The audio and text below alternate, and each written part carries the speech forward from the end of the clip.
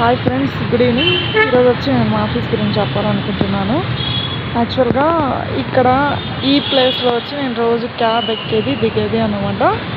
యాక్చువల్గా right side వెళ్తే ఇటు సైడ్ వెళ్తే యాక్చువల్గా లోపలికి వెళ్ళాల్సి వస్తుంది.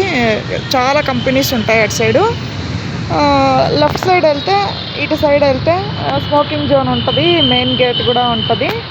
ఇక్కడ క్యాబ్స్ వచ్చి నిలబడతాయి అన్నమాట. ఇంకా లోపలికి వెళ్తే అక్కడ ఒక చిన్న మినీ మాల్ అని ఉంటుంది.